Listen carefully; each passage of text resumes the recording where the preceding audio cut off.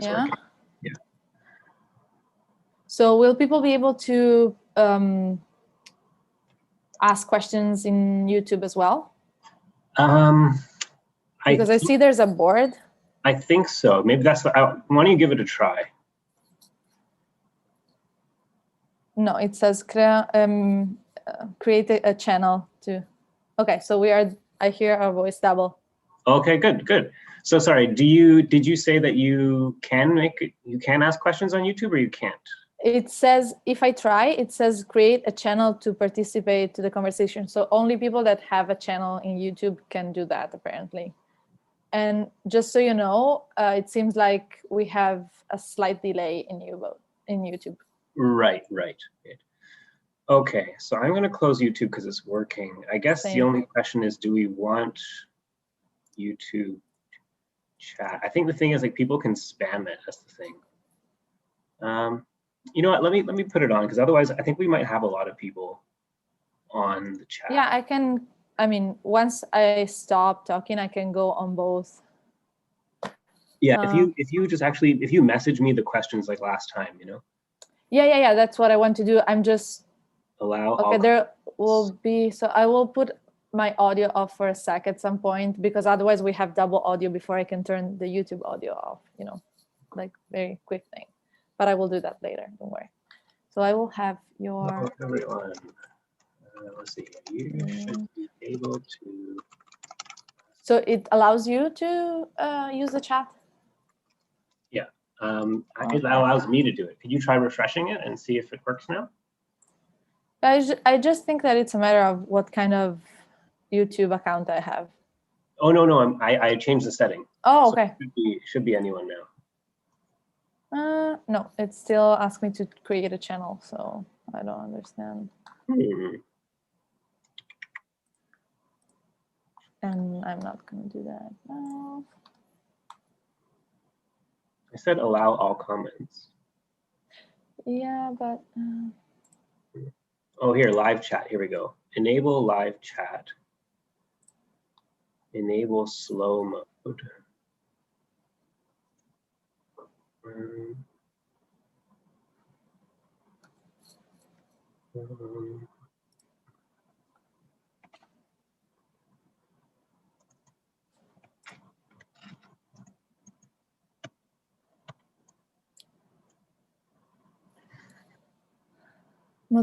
Slow mode active, it says.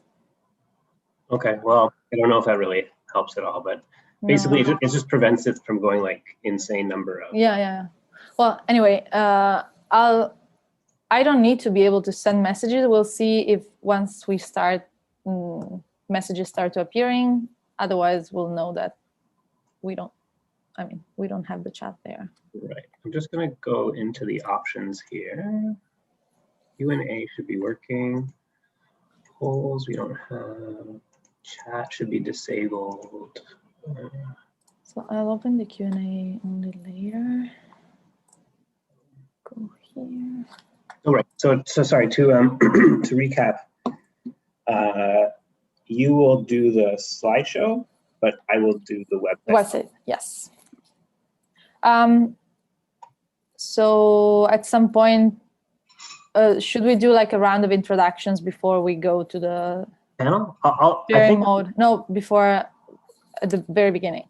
The very beginning. Yeah, I think we'll just introduce the two of us because I'll introduce the panelists when we. Later. Okay. Yeah. Just for me to know when to go in screen sharing mode.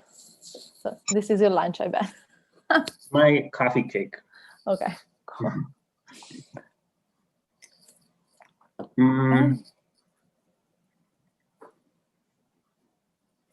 So, actually, you know, let me check this YouTube again because I'm wondering how. I remember last time when the recording of our last panel, it kept shifting from like every speaker. It would the camera would change. Like in Zoom, you mean? Yeah. So, but I think there was a setting that I could have changed to prevent it from, because it's kind of a bit distracting to. Well, they will do screen sharing, right? No. Oh no, they don't have stuff to show. Okay.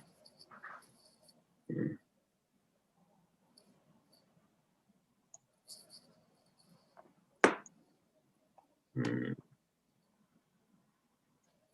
Oh, here we go. Integrated videos, choose video, videos. Hello. Hey, Jacqueline. Oh, she's still connecting, I think. Yeah.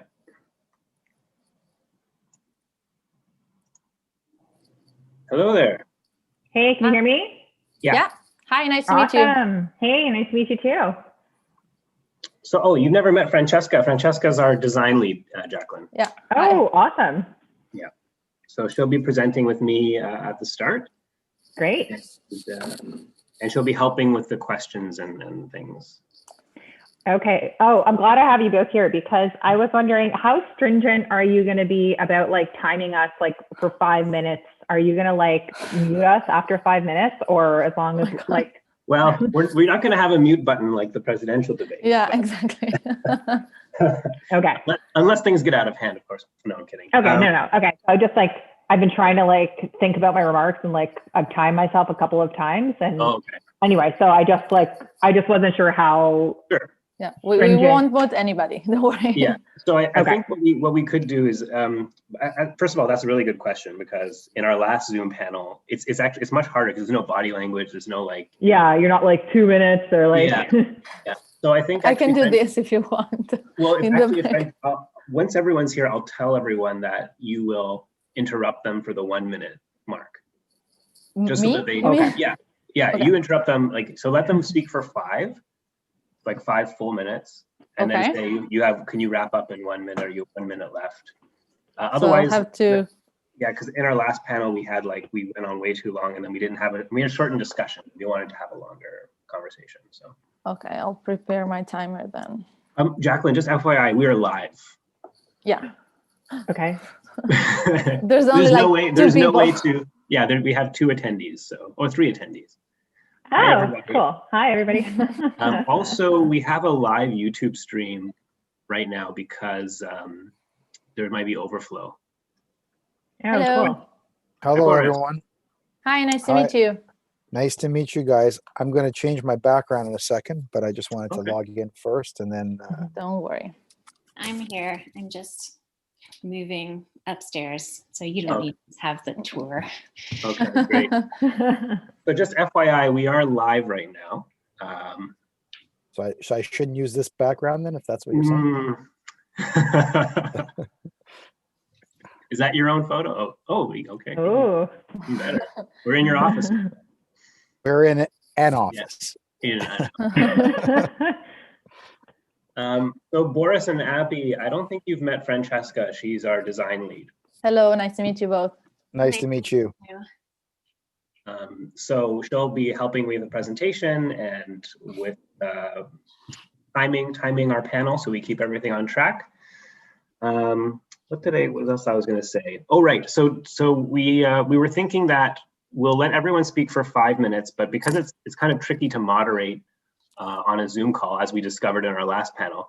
So Francesca will interrupt you at 5 minutes to say that you have 1 minute left, or if you could wrap up in 1 minute. That sounds like at the Supreme Court of Canada. Is that how it works?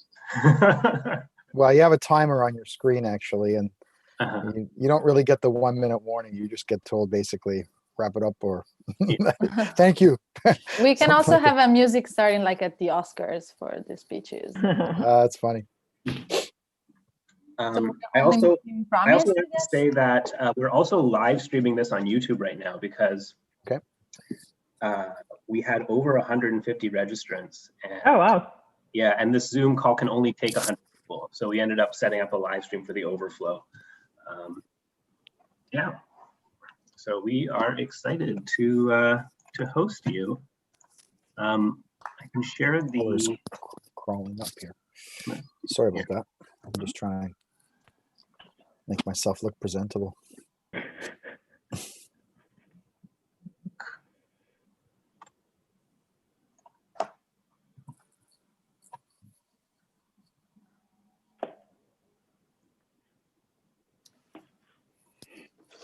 Yeah, I'm just going to move some windows around in the background here for a bit. Avery, how much do you want me to say about sort of short-term measures? And you've asked me to sort of speak about the impact of COVID-19 on bail systems. Some of these things are temporary, and some of these things will be longer lasting. Like, is it? Yeah, I mean, I think it's kind of your reflections on the more durable impacts. So, I mean, I think do indeed speak to some of the short-term effects. I know you've been really involved with that in kind of adapting procedures really quickly. But I guess what I'm really interested to know is like how you see that. What does that say about the court system? Is this kind of a time for change? How do you see things moving forwards now that we've had this experience? Okay. Does that clarify? Yeah, look, I don't know. It's a wide ranging topic. We can start going in many different directions. So. Yeah, and I think we will, which is the goal.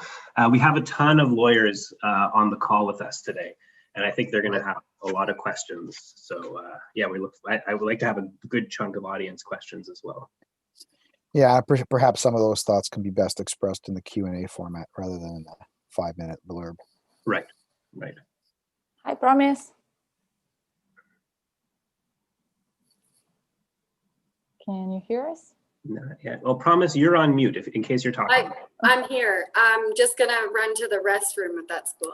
Sure. Yeah, we still have like 5 to 8 minutes. Okay, that's what coming early gets me. That's right. Free hall pass. Okay, I'll be back. Yeah. Okay.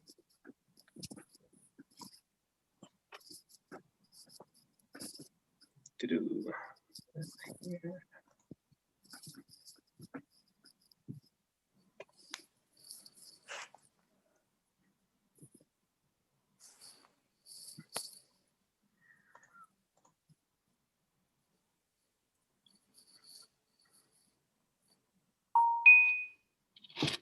Oh.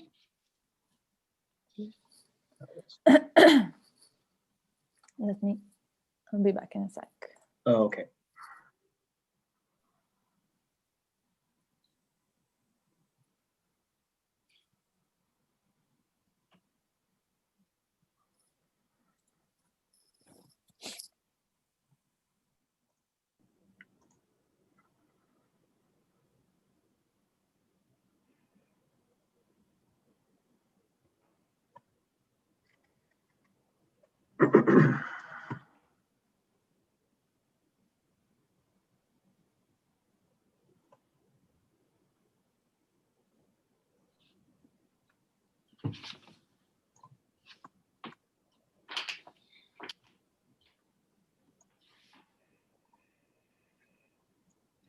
Be back in 1 minute too.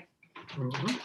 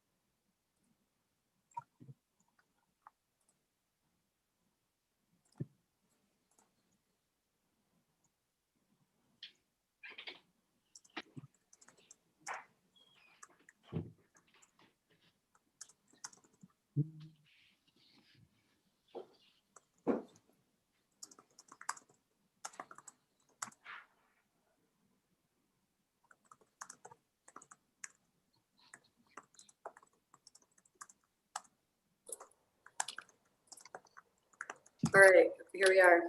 Hello. Hello. Nice to meet you. Nice to meet you. I Okay. didn't miss much, I guess. Sorry? I'm sorry? I wasn't missing much. No, No, you're we on were the- just setting up. And Avery, I don't think Promise was here when you were saying that they will have 5 minutes each, after which I will warn them that they have 1 minute to wrap up. Just so you know that I'm not rude, it's just the format. We had we ran a panel a couple of weeks ago. We learned a lot of lessons about online panel. Yeah. It's a very different experience. What can you tell us? I did a panel last Friday. Oh, you mean like tricks? Yeah, like what lessons did you learn that's online that's different though? Well, I mean, I think it was, first of all, it was like all this tech setup, definitely having everyone arrive in advance, right? Right. That was one lesson learned. So no tech issues. This kind of giving people notice, because we can't like wave hands or anything to say, hey, can you wrap up? So we're just giving the heads up that Francesca is gonna make a little noise. Also to tell everyone we are live right now. So don't don't do Sorry? something you would regret. Exactly. Don't do something that you don't want to end up all over the internet. That's right. Yeah. Yeah, and that's basically it. I'm just trying to make sure I have all my screens laid out here so it's easy to screen share. Avery, are we going to be on screen for the first half hour, or are we going to be off? Like, how are you going to Yeah. do that for those of us that are speaking? So you later? can just toggle your camera off in the little bottom left corner stop video. Yeah. You can do that. You can also press mute. The way that the Zoom camera works, I've tried to change this, but it follows whoever's talking. Yeah. I think it does actually. Let me just Yeah, check. plus in our first 30 minutes, we will be screen sharing. So the screen will go to our presentation mostly. So Okay, it will that's be in a tiny square, not in the big screen for those. right. But I can turn my camera off. Is that okay if I do that? And then- Yeah, oh, totally. Yeah, absolutely. Mhm. Yep.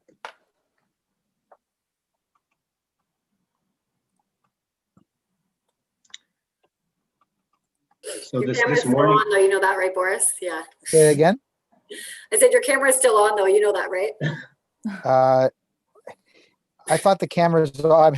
I wouldn't be. What's that guy's name? But it doesn't really matter. But yeah, like if just pretend the camera's on, even if it's not. okay. Okay, yeah, I got. I think I know what you're talking about. Yeah, exactly. So we got a plug from Teresa Donnelly this morning, who's the treasurer of the Law Society. She we were in the plenary session. Everyone had a 3 minutes of fame. So I tried to recruit as many more people to come out today as possible. So Yeah. Did you put this on Twitter? it's on Twitter. Yeah. We should have tagged you actually, Boris. Yeah, you should have, and I would have retweeted it. Oh no, We no, got the no. CLA. I did tag you. I just said you should have got the The notice. Really? thing. When? Yeah. When did it About go out? a couple weeks ago. Oh, that was too long ago. Mhm. I mean, it's quite possible. If there was something more recent, I would have. Mhm. I'm sorry. My No worries. my days are crazy, and if I don't do something right away, it gets to the bottom of the pile, and that's the end of that for 2 weeks or Yeah. more. It happens. It happens. Okay. So I think it has passed our start time. So I think we can get going. And people who join us afterwards, I think will be pretty easy to catch up. Okay. All ready, Francesca? Yeah, I will start sharing my screen. Just give me a sec.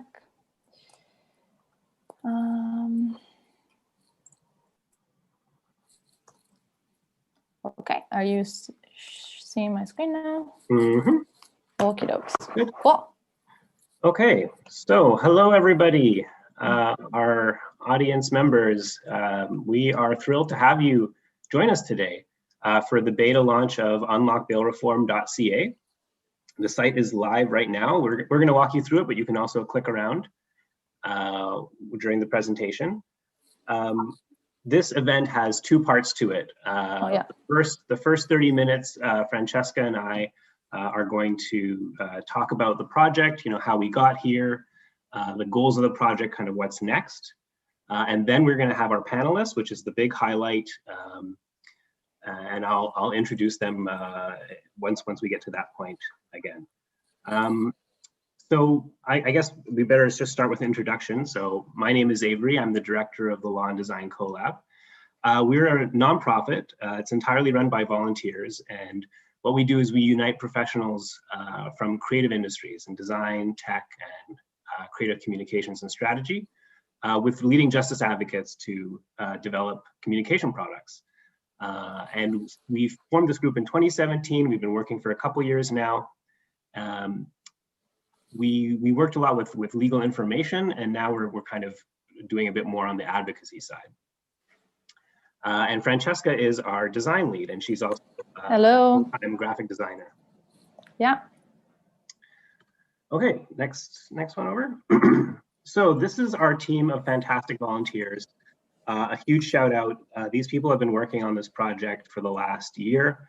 Everyone's kind of come on at different times, and we're just so grateful for the talent that's come out. And I think it also shows the level of interest in the tech and creative communities to work on social justice projects in a meaningful way. And I will speak to that a bit more about where we see this project going and how we can keep involving creative professionals. Okay, Francesca, I'll hand it off to you to. Thank you. So before we actually move to show you the actual website, we'd like to set the context for this project a little bit and bail reform as a topic. So this year, more than ever, justice communications are in the spotlight. Everything that's happened since the last spring, of course, with main focus in the US, but it has expanded with protests and movements. It's generated unprecedented momentum for social justice related topics at a global scale. And we've seen both traditional media and more modern one being taken over. So while the US certainly is a unique case when it comes to criminal justice policies, think of their bail system or mass incarcerations or police brutality, they are also an inspiring case and unique in this sense when it comes to effective justice communications. I don't know why it's not moving to the next slide. Sorry, guys, technical issues. Oh, I think it's just a bit of a lag. Yeah, okay, here we are. So I was saying that the US represents an inspiring case when it comes to effective justice communications. We've seen a new generation of advocacy being born, one that has clearly a strong media presence on digital and social media, and a very well-defined creative vision. And most of all, it's backed by a very powerful and well-funded philanthropic sector, which means that they can invest in creative partnerships and put out projects with very high production value. Unfortunately, we cannot say the same for Canada. This kind of advocacy has a smaller scale.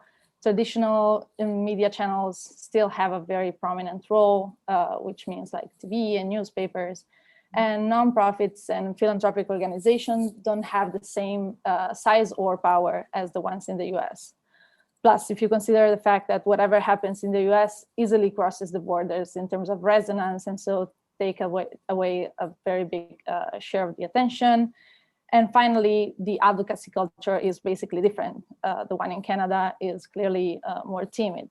All of it creates the fact that justice communications only get so far in terms of results. And that's why we think there's opportunity for this new generation of advocacy to be fostered here in Canada as well. So now we should probably expand a little bit on why we chose bail as a topic, bail reform. Bail is considered to be the single most important stage in the criminal process. Whatever happens at this stage has profound impact on the outcome of the case itself. Think of people falsely pleading guilty just to get out of jail, or whatever these people lose while on bail, social ties, housing, a job, very simply. Ontario in particular has a bad track records when it comes to bail and marginalized people. So Black and Indigenous people are overrepresented by 300% and 500% respectively among remand prisoners.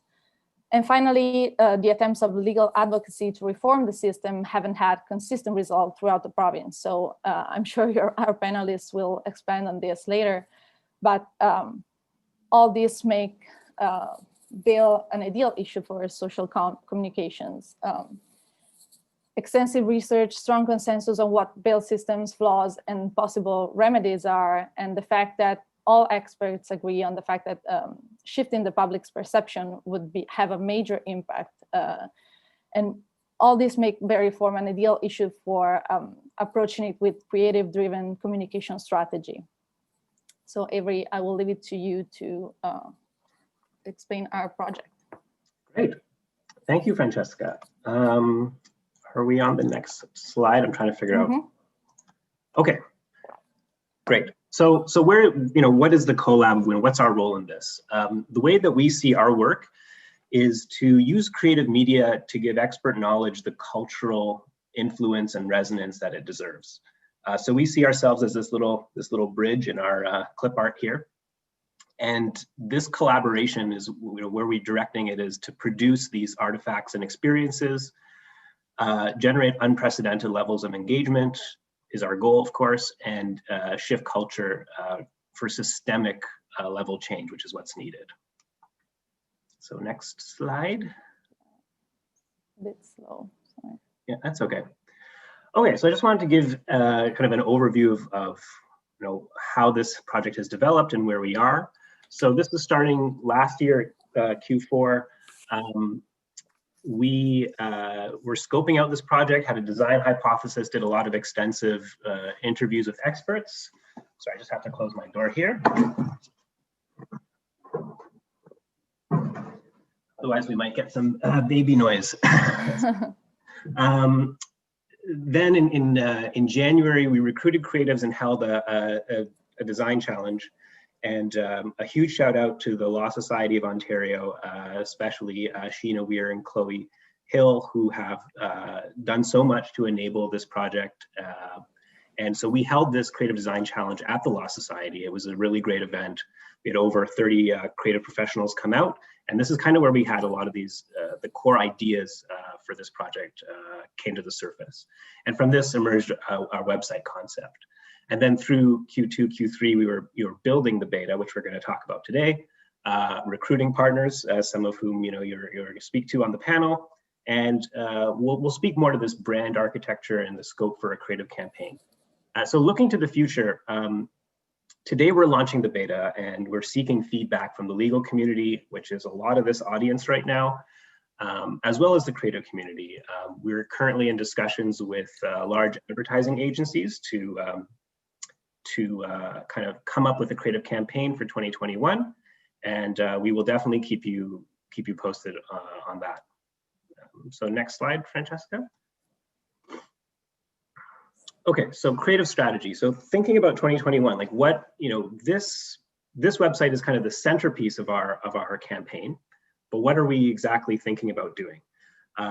So we don't have exactly all the time to get into this, but I thought it would be helpful to kind of speak to the core creative decision making that's going on right now at the CoLab. So first is to consider what are the successful projects in the US that we are really being inspired with, and I really highly recommend that you guys check these out. This is the Bail Project, In Defense Of, which is from the Brooklyn Defenders. Mapping Pretrial Injustice, a really comprehensive website for advocates in the US, and Justice Not Fear, which I think is the Chicago version of the previous campaign.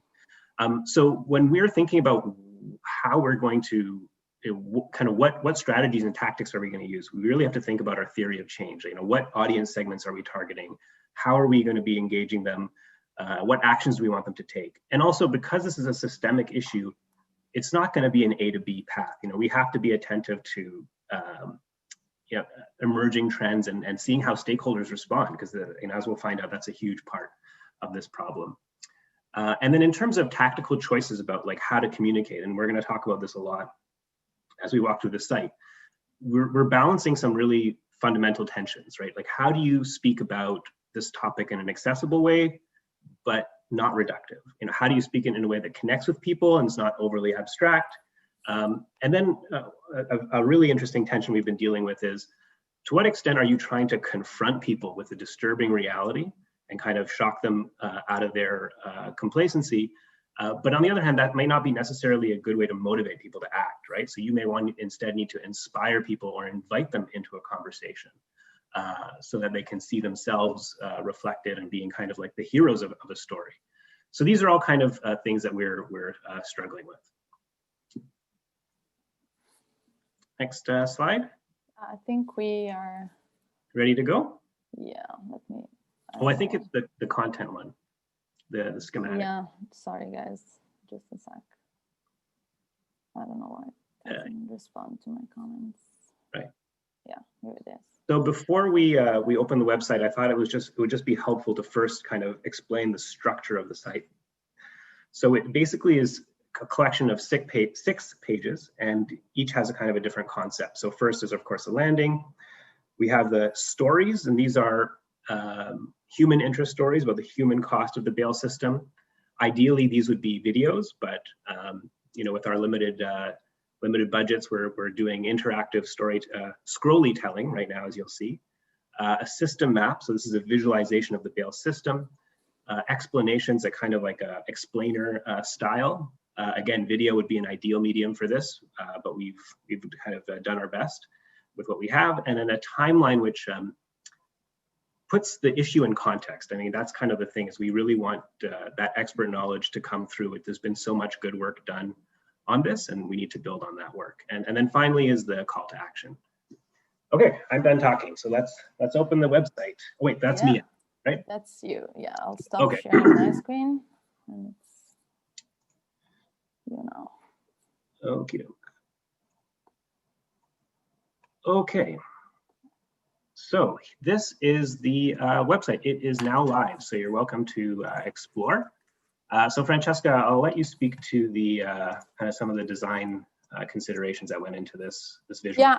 So before we delve in depth into the single components, I'd like to talk about the general branding that we decided to go with. We, of course, did some research on the existing projects in general on social justice issues, and we realized that there are a few trends happening, most of all, and you've probably seen from the few examples that we've shown in the presentation, that the pairing of red and black, like very stark contrast, a dark feeling, heavy, that is the main trend happening. And while we for sure got inspired by a few of these projects that we've seen, we also wanted to steer away a little bit from that kind of aesthetic. We want to, the same kind of balance that we've tried to achieve with the content of our website, we wanted to achieve the same thing with the aesthetic and the branding. And so while you see that black and a hue of red have a role in this palette, of course, we wanted to have also bright colors because we want to balance it with also a positive and hopeful approach. I'd like to mention our main font for a sec, just because this huge font that you see in this first screen, it was designed recently by a foundry in the US that's called Vocal Type, and it recreates the typeface of protest posters used in Memphis in 1968. And the foundry itself is very invested in advocating for diversity in the design industry. So it's a little bit meta here. More in general, we wanted to have a visual language that's definitely serious as the topic requires, and polish, because we didn't want it to be too funny, cartoonish, but at the same time, we wanted it to be approachable and inviting, and something that the user finds pleasant and can, doesn't get tired with. That's the thing. Also, because we have 4 main components and it takes time to go through all of them. And our main hope, of course, is that users do that. Mm-hmm. So Avery, if you want to just like scroll around and then move so this is stories. As I mentioned, these are kind of the landing page and the different features. And then these are the explainers. So let's start with the stories over here. Okay, so this user interaction is called in the creative community scrolly telling. You may have seen it on websites like New York Times, other kind of investigative journalism places like ProPublica. So basically, as you kind of move your cursor down, it's a more engaging way to kind of absorb content. And we've also, these are actually 3 short stories. They're all based on, they're true to life. So they're facts that we've taken and put together in a short story, either through court cases, reports from the Ontario Human Rights Commission, research reports, all different sources. And the goal is that these stories are plausible and that they are fairly representative of the system as it is in Ontario. I'm not going to go through these points, but I just wanted to show you that we did think that there would be some use for user interactions. This is not like a choose your own adventure idea. There are interactions, but it's really just in service of the overall story. So I'll just kind of scroll a bit further. Did you want to speak to some of the other design considerations, Francesca? Yeah, just briefly, I think you explained everything about the scrolly telling. I think we can say here that we use, as you are seeing, black and white photography treated with a halftone filter and then our color palette. I think it gives it some kind of news media feeling in terms of visuals instead of having like icons or illustrations. And also, I think it makes the user feel like even more that these are true to life stories, because it can put in relationship faces and the content and then the background, everything concurs to give the right feeling and the right tone with the text that's in the content. Okay, so I'm gonna move on from the stories now. I will kind of add that we are seeking feedback from the legal community on this entire concept. If you think this is a very misconceived idea, let us know why. Or if you think that our plot points could be better, we could highlight different parts or different parts of the system. There was obviously a lot of editorial decisions that went into this, and we're by no means at our final product. So this is the system map. And it's an interactive visual map that is supposed to give people a kind of a bird's eye view of the system and introduce people to how the system works. So we have our dramatis personae here. And this is, maybe I'm gonna zoom in a little bit. Here we go. So as the user scrolls here, this is the first layer of the map. And again, this is a simplified map. We did need to make some editorial decisions about this. The user is able to kind of click on each of these stages to see what's happening essentially in these stages. The next thing we wanted to highlight was the decisions that are made. So here's an example here: the decision by police to lay charges and require a bail hearing. What's being decided, how it's being decided. Again, like for the content here, we are very interested in the feedback from the legal community.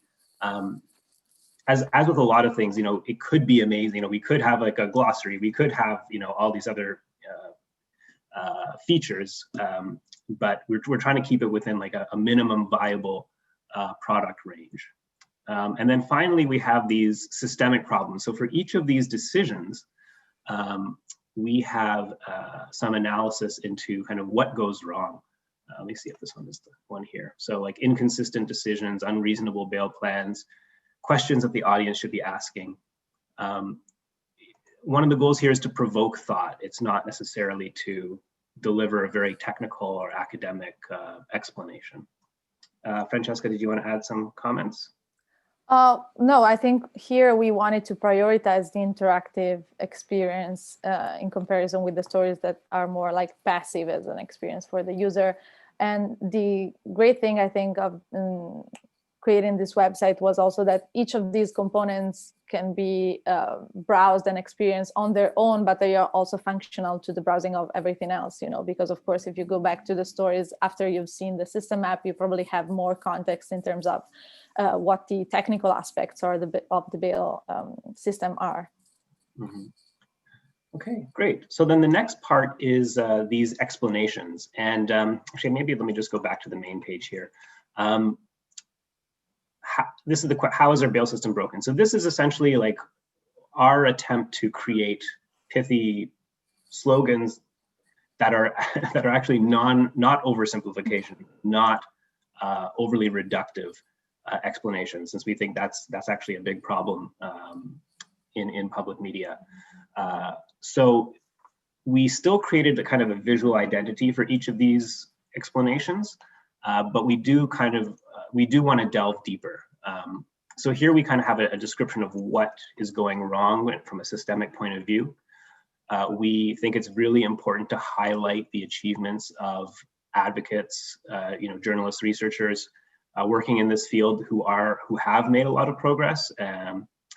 And we would like help, again, from the legal community and identifying the most impactful programs for that kind of fall under this theme. So you can see that we've kind of identified a few. This user interface concept, we can definitely iterate on to make it even more user-friendly for people who are not already kind of deeply involved in this issue. Then we kind of talk about the opportunity for creative media to make a difference. And then this is our explorable explanation. So Francesca, maybe you want to speak to how you kind of arrived at this design. Yeah, so this was, I think, the most complicated piece of our project. There were a lot of iterations on this, and we ended up basically recycling the diagram from the system map so that the users can see something that they should be familiar already with because they've explored it in the other page. And it's almost as if we zoomed out a little bit and we created this context for each of the three themes. And so there's a layer of interactions in the sense that there's still this scrolling trigger. So while the user keeps scrolling, something happens on the screen. And so we are trying to create a relationship between these items and expand on them on the right with the supporting text. Mm-hmm. Yeah, and again, like these are, this is our best effort to really delve into the systemic causes of these problems. And these are factual explanations. I think these are all very well justified in the research literature. Again, this is not like conducive to an academic paper type presentation, though we have included some sources for people to kind of get some valuable statistics. So I'll just kind of walk through the other themes, and there may be questions, I guess, about some of these themes as well. So here, this explanation, for example, talks about how insufficient funding for legal representation and harmful prison conditions combine to lower quality of defense that an accused can mount, which then has repercussions on the rest of the system, kind of the outcomes that they get, which then kind of pulls down their socioeconomic conditions and puts them back into contact, more likely to be involved with criminal activity. So by the opportunity here is by adding funding to the system that's adequate, we can kind of undo these really harmful ripple effects. And the last one, which we're definitely going to cover in the panel, is a culture of fear, a culture of risk aversion in the system. And that is, due to public perceptions over time have built up certain kind of biases in decision-making at key points in the process. And that, over time, this is a lot of cultural inertia that is very even difficult for legislation, difficult for the Supreme Court of Canada to fix by their decisions. And so there's definitely an opportunity for media to shake some of these cultural entrenched cultures. Okay, so that's basically it. Oh, wait, sorry, no, the timeline, and I'll try to speed up here. I had mentioned that we have a timeline of essential research. So this UI concept, Francesca, maybe you want to speak to, how you arrived at it. So we had this very wide amount of resources, and we could have done a very simple bibliography, but we thought that there was a chance here to add some layers of information. So divided them in categories and showing them year by year, but mainly putting them in context. If you see on the right, we have events happening in each of the years. So we are putting them in context. Plus the user can decide which layers to turn on and off, so they can only explore, if they are interested in one specific category, they can explore just that. And so it's basically more of a data visualization piece rather than a bibliography. And so we thought it was an occasion for us to show our methodology in a creative and engaging way for the users, especially for users that maybe are not used to do research and browse resources. This could be a more interactive piece for that kind of audience as well. Mm-hmm.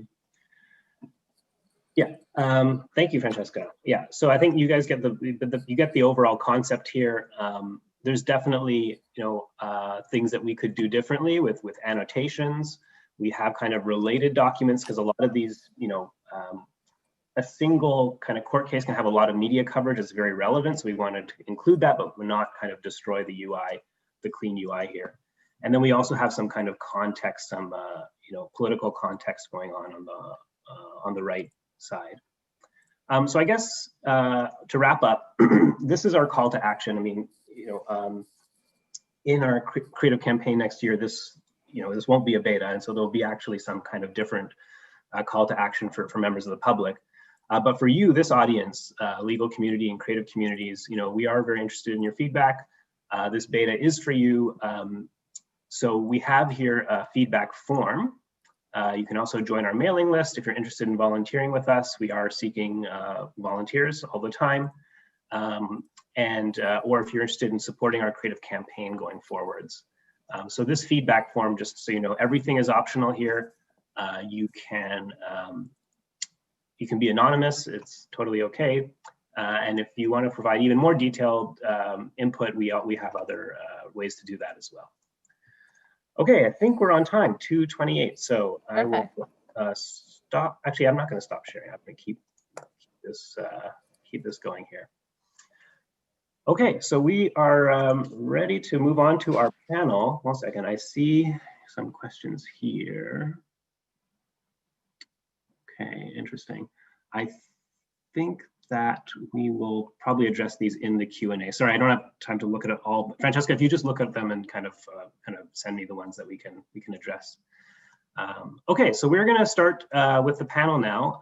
So Boris, you can turn your camera back on.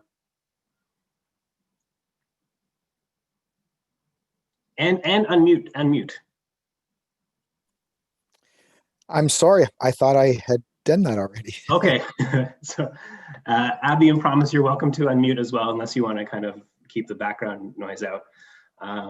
Okay, so we're thrilled to have Abby Deschman from the CCLA, Promise Holmes Skinner from Promise & Co, criminal defense lawyer, Jacqueline Tasca from the John Howard Society, and Boris Patensky, who is also a named partner in his firm and is also works with the Criminal Lawyers Association.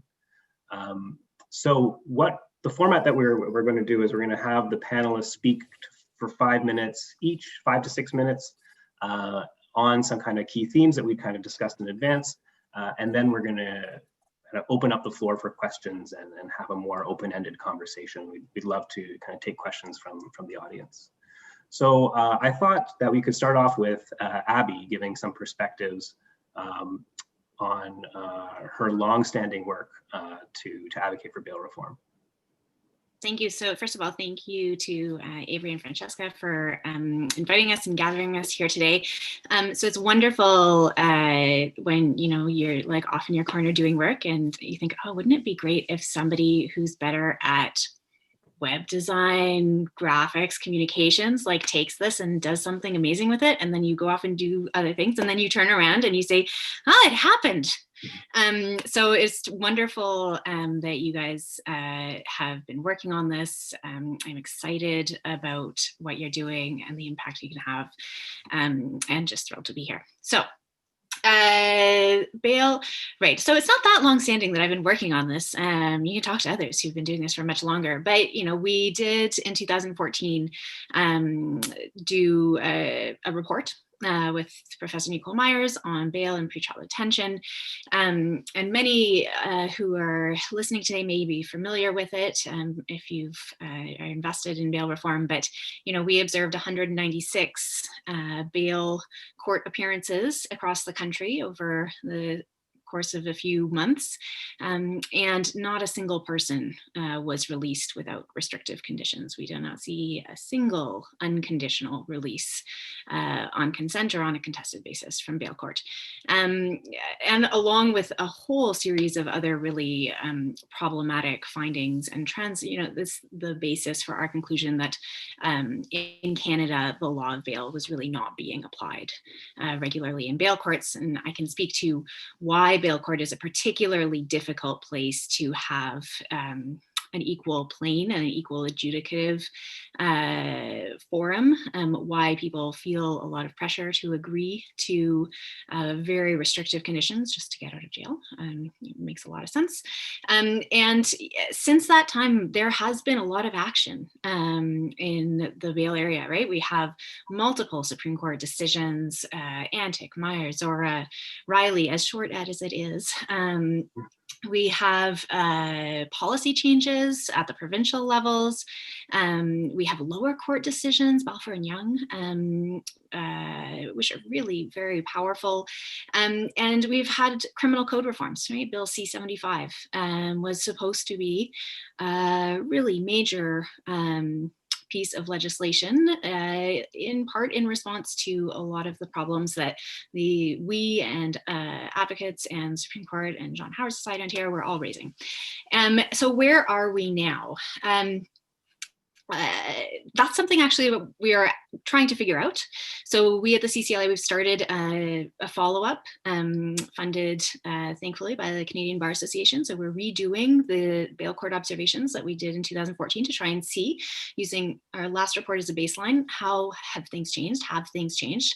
But I will give my current suspicions grounded in anecdotes and conversations more than the bail observation data, which I hope will come.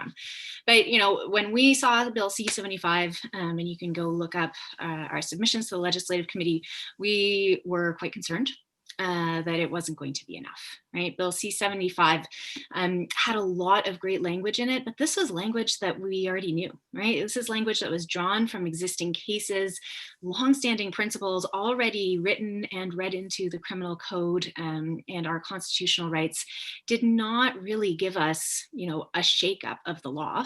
It confirmed what the law was, which is good, because a lot of bail decisions weren't following the law. A lot of releases didn't look like the way that the bail system was designed. But when the big legal reform is to restate what the law is, and the underlying problem is, we have a culture of risk aversion, adjournments, and delay, and really inattention to the rights of the people who are sitting in jail, that's not going to be enough. So that was our concern. And I think, based on what I've been hearing, COVID has thrown all kinds of things upside down, sideways, and backwards, and whatever. And I think Boris is going to talk a bit about that as well. But just in general, I think we're hearing that it hasn't been a sea change in how bail courts are operating. Certainly, there have been some changes. Those adjudicators, justices of the peace, the Crown, that were attentive to the legal framework and the rights, and they have changed their practices. Those who weren't to begin with, those who thought they were applying the law before, continue to believe that they are applying the law in a lot of ways. So that is the we'll see. I am eager to be proven wrong. But I do fear that we are not done pushing for federal legislative reform, and hopefully, more fundamental changes that would actually signify a really significant shift in culture and practices in bail courts. Is that about 5 minutes? Yeah, perfect. Like on the spot. Oh, there we go. Great. Thank you, Abby, for providing those perspectives, and we'll definitely follow up with some questions for you afterwards. But let's now move on to Boris, who will speak to COVID-19 and your other insights into the bail system. Thank you, Avery, and thank you, Francesca, for having me. I share some of the same thoughts that Abby does. I have had the good fortune to be involved with a number of important bail cases over the years, Balfour and Young, was a tragic and heartbreaking case, and perhaps as important a case as I personally litigated in my career. And the more recent case of Riley, where I appeared for the Criminal Lawyers Association at the Supreme Court. I'll just mention briefly, as it ties into what else I'll say, is I see that as an opportunity missed by the Supreme Court of Canada to talk about the issue of bail delays and to set some wide-ranging good obiter dicta that the rest of the country could have used. One of the things I was asked to comment on, and I will, is sort of the impact of COVID. And when COVID caught us all not very ready to deal with criminal justice in the time of a pandemic, there was a lot of scrambling, as many people who are watching this will know. There was a motivation to get as many people out of jail and out of our courts that was born out of necessity and born out of real legitimate health concerns about having our jails overcrowded, needing to get those numbers down. We did see more people get out probably than ever before. We saw some very liberal bail positions being taken through the courts and by the crowns. I think there were more people, I don't have the statistics handy, but I think there were more people getting released by the police than ever before as well. It seems that the times are changing back closer to where we were pre-COVID, even though we really haven't beat all the challenges that the pandemic has brought. I think the attitude that dominated bail courts over the first couple of months is waning. Could be a combination of COVID fatigue, or it could be simply a leopard reclaiming the spots that disappeared for a period of time. The other possibility, of course, is that the delays that are inevitable when you're dealing with so much tech and so many procedural short-term problems that we have, it just means that more and more people are languishing in custody waiting for bail hearings than perhaps ever before, and that was already a big problem to begin with. So the numbers went drastically down in terms of the number of people being released from jails. They're creeping back up. They are not at the levels they were pre-March 2020, but they are not also at the levels that they were in June either. So it is both something to be aware of and something to be worried about to some extent. Some of the tech improvements that we've seen are here to stay. We can complain about the problems of virtual bails until we're blue in the face, and frankly, I'm one of those people that sees much more good about video hearings than bad, and I'm generally in favor of them, subject to some particular comments that I may see. I do worry about audio bails, which are very prevalent. I do worry about some of the injustice that falls from that, but I realize that in the time of the pandemic, we really don't have a lot of options. So hope that those things aren't here to stay and over time. But the biggest issue, and I'll sort of end with this, the biggest issue is bail delays. They've been an issue for nearly 20 years that I've been deeply concerned about and have litigated. They remain an issue. The pandemic has made it worse, but the attitudes have not changed enough. Criminal justice is, as others have said, a risk-averse area to begin with, and bail is particularly so. There is a great deal of inertia, and finally, and most, I guess, most upsetting to me, is that too many people in the criminal justice system, including defense lawyers, definitely including crowns, don't really pay attention to legal developments. So whether it's changes to Bill C-75, which, as Abby said, don't really change the law that much, just codify it, whether it's important decisions from as high as the Supreme Court of Canada, the people on the ground who do bail hearings do not really get the message, or certainly they don't get the message very quickly. In my experience, it doesn't happen often enough, and I include defense lawyers when I lay blame here, because we are all of us who are involved in bail courts, often too content to do what we've always gotten used to doing and do whatever we can to try to get through the system as quickly as possible because of the inevitable bail delays. And it's that inability to proceed quickly that generates so many of the other problems that we have. So we must address them. We must find solutions. One way is to limit cross-examinations, for example, of sureties. And there are some conflicting decisions from earlier this year about what that involves or what that might look like. And I don't have time right now to get into it, but I'm happy to do that later in the Q&A if people want to discuss that. But I think we do have opportunities to make our bail hearings and our bail system, if you will, more efficient. And frankly, until we do, I'm not sure that we can solve the rest of the problems all that easily, because that is the leverage that defense lawyers don't have and Crown's lawyers do have. The threat of having people stay in jail waiting for hearings, that happens all the time, that guides so many of the other decisions and so many of the other steps that end up playing themselves out in the bail hearing context we fixed that. We fixed a lot of things. Anyways, those are my 5-6 minutes, and I'm happy to talk further in the next phase of this presentation. Perfect. You're all like Swiss clocks. These are pros, Francesca. Thank you so much for sharing your insights, Boris. Yes, like we'll definitely follow up on some of those points. So let's move on now to Promise, who's kind of speak to how cultural change has or has not kind of spread through Ontario. So when we say cultural change, we mean about bail, obviously not cultural change of like Indigenous culture making its way actually into the courts. I don't think anybody's gonna think that that's actually happening. So I myself, I'm Anishinaabe, and I represent a lot of Indigenous clients, and I work all over Ontario. And so a couple things to what Abby and Boris were saying. I agree that not a whole lot has changed since the CCLA's paper on bail. And since the Supreme Court decision in Antic came out, I think that was a huge move.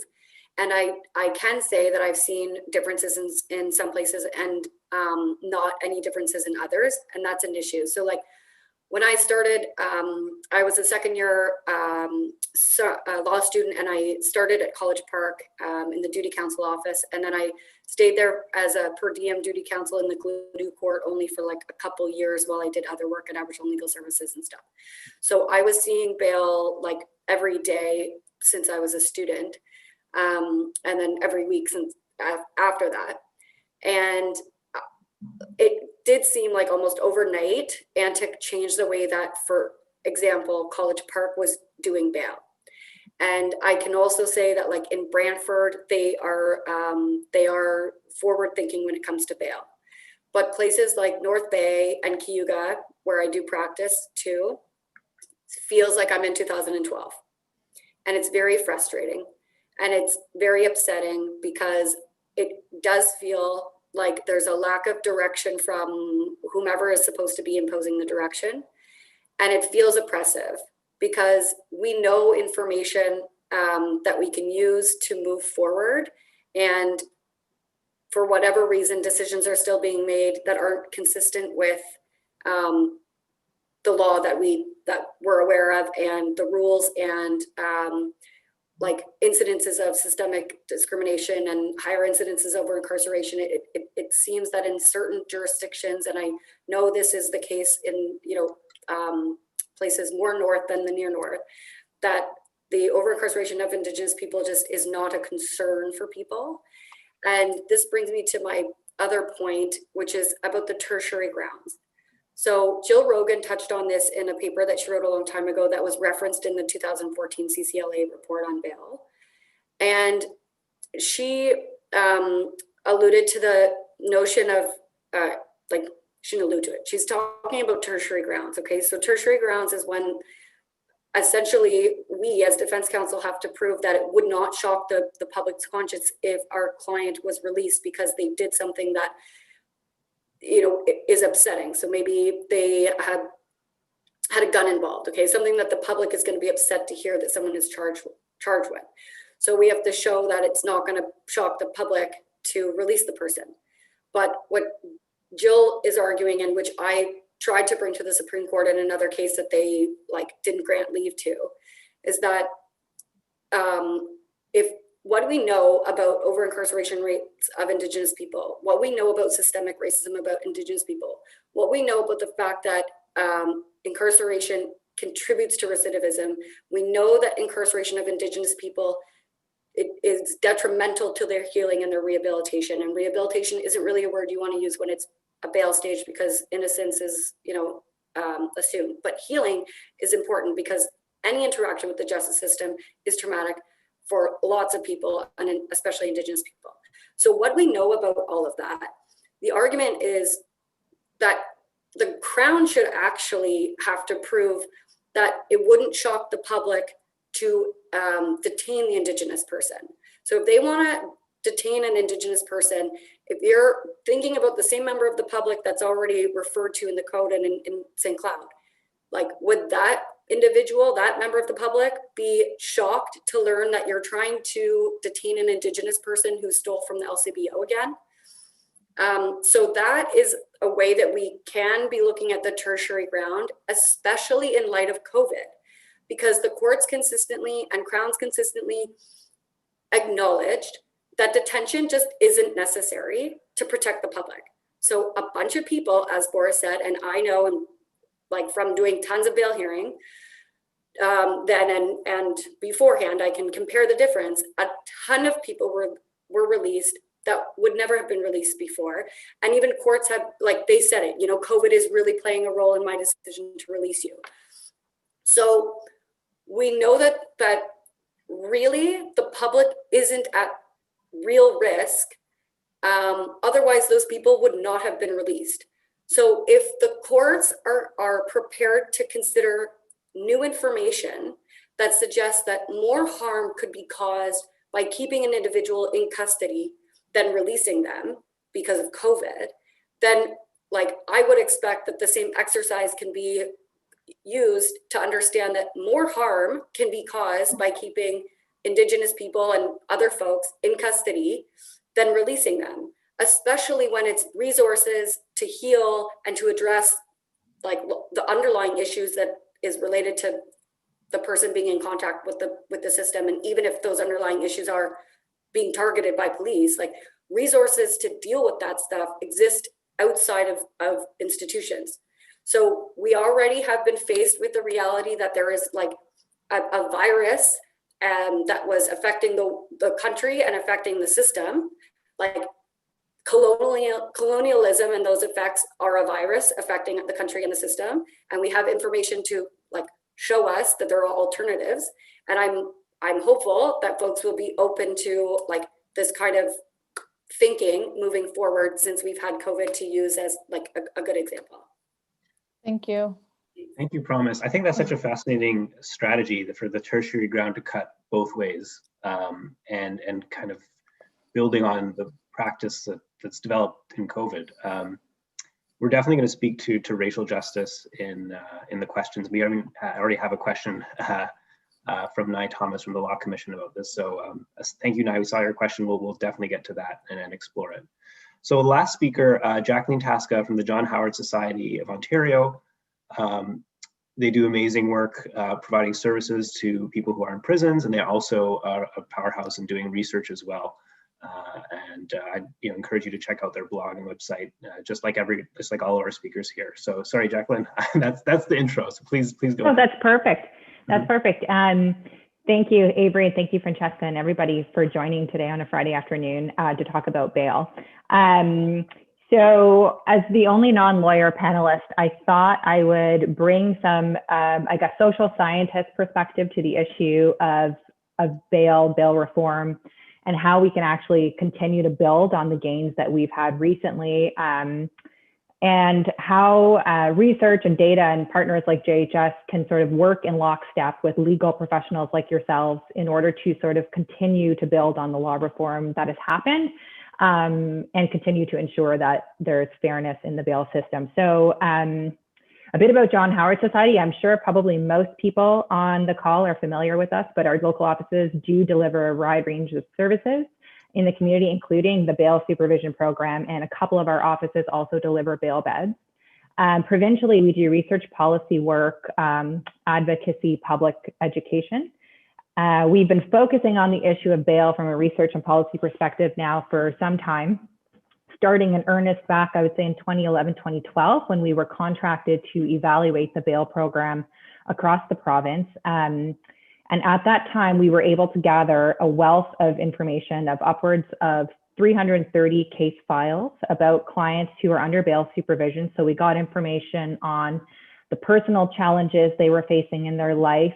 We got information on all the bail conditions that they had, and we were able to follow, in most cases, how they fared while on bail, and whether or not the bail conditions that they had were at all related to the various issues they presented with. And so our findings and our report basically culminated in the report Reasonable Bail in 2013, in which we really it showcased, I think, what everyone knows, in that there was such a high prevalence of mental health issues, substance use issues, concurrent disorders, homelessness among those under bail supervision at the time. And we were also able to identify that a number of the bail conditions that were being imposed on individuals who were already marginalized were not really at all tied to statutory grounds for bail, or even not necessarily had a nexus with the allegations that people were being charged or that were being alleged. And so really just more around behavior modification. Some were sort of just punitive. And so our recommendations really focused on the need to return to the latter principle and exercising restraint in terms of application of bail conditions. So obviously since then, we've had so many Supreme Court decisions. We've had the great CCLA report. So, you know, we've seen in a way policymakers pay attention to the issue of bail in a way that sort of hadn't been happening like 10 years ago, right? So at least it was on the agendas. I will agree and concur with others that a lot of work still has to be done. And I'll talk a little bit now, and then we can talk more about it in the Q&As. But I do see one way that research can support the work of lawyers is to continue to sort of challenge and unpack some common prevailing cultural assumptions in bail courts. If in the Zora decision, the Supreme Court pointed out that a condition must attenuate a risk that would otherwise prevent release without that condition. And then they later say the conditions must be sufficiently linked to the defined statutory risks. So in the discourse on bail and bail reform, concerns about imposition of bail conditions tend to be framed justifiably in the context of the infringement that they place on people's civil liberties and you know, the presumption of innocence. But I would also suggest that another way to look at these things is the commonly applied bail conditions that seem to be, you know, continue to be imposed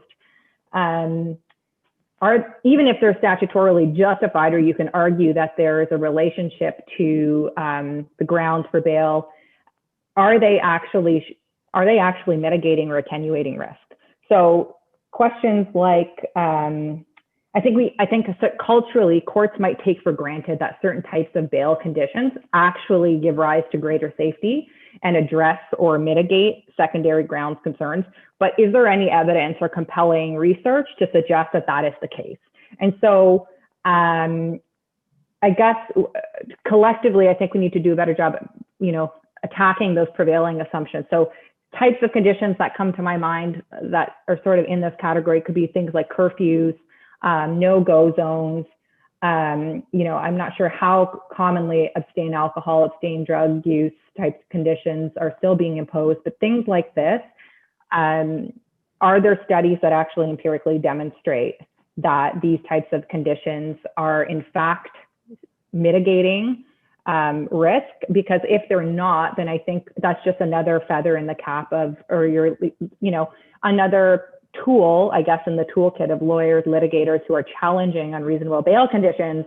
And I think, so I guess organizations like JHS and others who are doing this research, I think we really need to start scrutinizing some really commonly held beliefs that are sort of generating and perpetuating this over-conditioning of individuals. Anyway, so I'll stop there. I know I'm at time. Happy to unpack any of those things, and I have a number of other things to say, but I'll stop there. Thank you. Great. Thank you, Jacqueline. Okay, wonderful. Well, thank you for all our panelists for giving us their 5-minute deep dive. And so now we're going to open it up to questions. I have a few questions in my moderator sheet, and then we'll start taking audience questions as well. So one of the first questions I wanted to ask was around, maybe it's actually probably a natural follow-up from what Jacqueline was talking about, which is it's very well established that there's a culture of risk aversion, right? But it doesn't seem that this actually is factually has any basis. It's really a risk aversion to public perceptions, right? And I wanted to share this this kind of poster that we had put together for this is kind of bail in the media and the narratives that stakeholders like, you know, politicians, but also crowns and JOPs are concerned with. I'm interested to hear from the panelists is, this seems like this cultural narrative hasn't changed. And is there a way that you see forwards that this could shift, and how might we go about that? Avery, can you like go back to the very beginning of that, the sentence of the question, like which narrative in particular are you wanting us to comment on? Yeah, good clarification.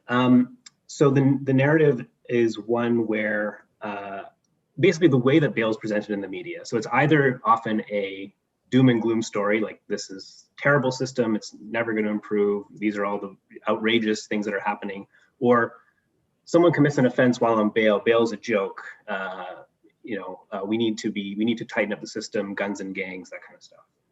These two opposing narratives, and in our media analysis, these are kind of the messages that the public sees.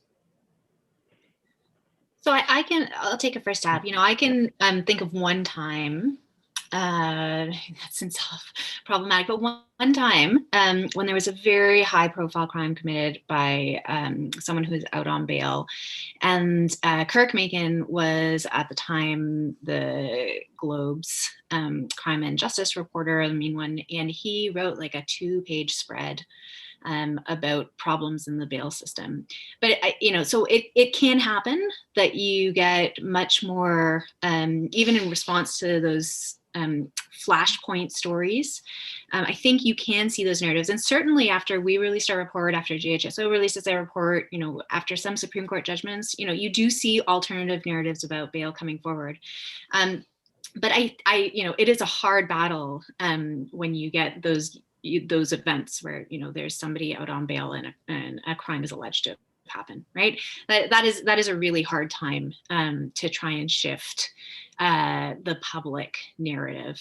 And from my perspective, I think actually it's our leadership, it's politicians, it's justice actors that need to be braver in those moments and need to take on a leadership role and an education role about what the bail system is actually about, and presumption of innocence, and the reason that there are going to be things that happen after people are released on bail, just like there are things that happen when people are not released on bail or not involved in the criminal justice system at all, right?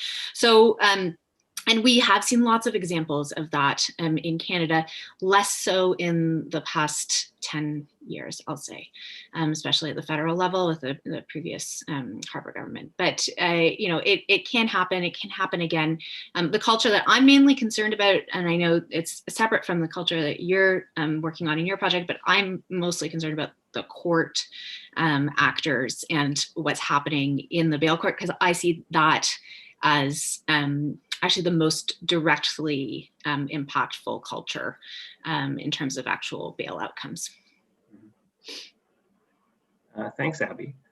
I think maybe one way to connect this promise to what you had been speaking about this approach to a tertiary ground is again connecting this public perceptions, this groundswell of, I feel like, attention being played to the systemic racism that Indigenous people suffer in Canada, and connecting that to court actors. How do you see that as a plausible or potential pathway? Like with respect to changing the public's mind or getting the public to understand how, maybe can you just rephrase that? Yeah, sure. So, I guess my thinking here is that you were mentioning that it would shock the conscience of a member of the public, right? But this is our understanding that the public is actually more aware and engaged in understanding systemic racism, right? But then the court needs to take notice of that. So it's kind of I feel like that this doctrinal issue that you were talking about is almost exactly talking about this junction of where does the public stand and how does the court's culture incorporate, the public perceptions? Yeah, and I think those are evolving issues, and they also sometimes are like jurisdiction specific. For example, firearm offenses in Toronto are a really big deal, and you're going to have to get a special bail hearing for many cases to try to get your client out on bail. Up north, everybody has a firearm, and firearm offenses, for the most part, aren't met with the same level of immediate fear or seriousness. it's different. And so in the same way, like the courts are sort of trying often to reflect the concerns or not of the public. And right now, the public is far more aware of systemic racism than it has been in the past. I think it's fair to say that. So I think, like, I have made this argument as many times in the last couple of years that I had an Indigenous person who was facing a tertiary ground like detention. And nobody has really commented on it. There was one judge who said, like, that's an interesting argument, but didn't really opine on it. And I think for the most part, they're just not comfortable commenting on that. Mm-hmm. And I think it's fair to say, like, I could bring with me a whole bunch of, newspaper articles and blogs and stuff to show that the public cares about the treatment of Indigenous people and over incarceration and stuff like that. But I don't think that if a jurist is going to detain my client on concerns like that are rising to the level of tertiary ground, I don't think that a general, media article is going to convince them, because that's not specific to like the issue that we're arguing in court. But I think in general, what it is an aversion to addressing the like real issues of colonialism and over incarceration rates of Indigenous people, because like decision makers want to disassociate themselves from oppression. They want to detach themselves from any notion that they're participating in an oppressive system. And so, like they don't even turn their mind or make a decision about the argument, because like they would have to acknowledge that the system is discriminatory in the bail context, and that it's possible that by detaining that person, they may be participating in like an oppressive pattern of decisions. And they don't want to do that because that's uncomfortable. So I think that's more the issue, is that decision makers who are all in positions of privilege and power, clearly they're in the position to make these decisions. And unfortunately for our communities, there's not a ton of Indigenous people who are in these positions of power and who have the power to make these calls. There's a lot of people who are non-Indigenous with privilege and power who are being asked to make decisions that require like an acknowledgement of an oppressive system, and they're decision makers in the system. So they have power in that system, and they're uncomfortable with that. So rather ignore it and then move on. And like ignoring oppression is oppressive, right? Like if you're neutral if you're neutral in that situation, this is what everybody on social media has been telling us, regurgitating quotes that they've read from Desmond Tutu and stuff like this.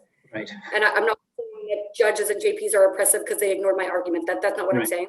Right. Of course. Mm-hmm. But it is an issue when consistently people in positions of privilege and power are ignoring the hard issues and not making individual decisions about it, because that is how like oppression perpetuates. And that's how there's a culture of complacency toward addressing like colonial like issues, right?